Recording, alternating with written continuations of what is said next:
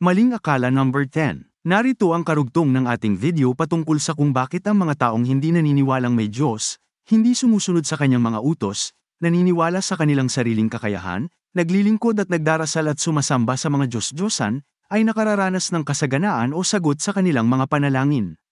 Ayon sa Matthew chapter 5 verse 45, pinasisikat ng Diyos Ama ang kanyang araw sa mga makasalanan at sa mabubuti, at nagpapaulan sa mga ganap at sa mga hindi ganap.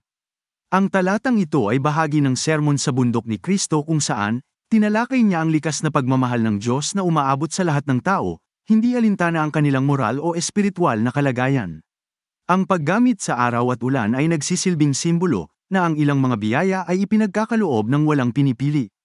Ayon sa Acts chapter 14 verses 12 to 17, na kahit ang mga taong hindi sumusunod sa Kanya, mga sumasamba at naglilingkod sa mga Diyos-Diyosan, naghahain at nag-aalay ng mga bulaklak sa mga Diyos na patay, isang gawaing walang kabuluhan sa kanyang harapan, ay kanya pa rin itong pinapakain at binibigyan ng katuwaan. At tinawag nilang Jupiter si Bernabe, at Mercury si Pablo, sapagkat siya ang pangulong tagapagsalita.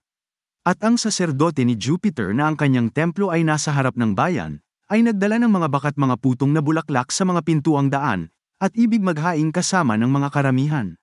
Datapwat ng marinig ito ng mga apostol, na si Bernabe at si Pablo, ay pinunit nila ang kanilang mga damit, at nagsipanakbo sa gitna ng karamihan, na nagsisigaw, at nagsisipagsabi, "Mga Ginoo, bakit ninyo ginagawa ang mga bagay na ito?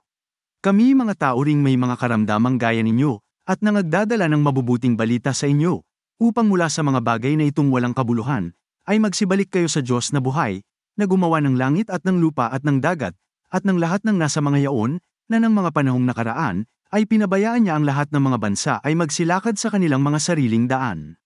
At gayunman, ay hindi nagpabayang di nagbigay patutuo tungkol sa kanyang sarili na gumawa ng mabuti, at nagbigay sa inyo ng yulang galing sa langit at ng mga panahong sagana, na pinupuno ang inyong mga puso ng pagkain at ng katuwaan. Ang kabutihan at pagkakaloob ng Diyos ay ibinibigay sa lahat ng tao, hindi lamang sa mga sumusunod sa Kanya. Ang araw at ulan ay mahalaga para sa buhay at paglago, na sumasalamin sa mapagbigay at mahabagin na Diyos na walang pagbabago. Romans chapter 8 verse 28.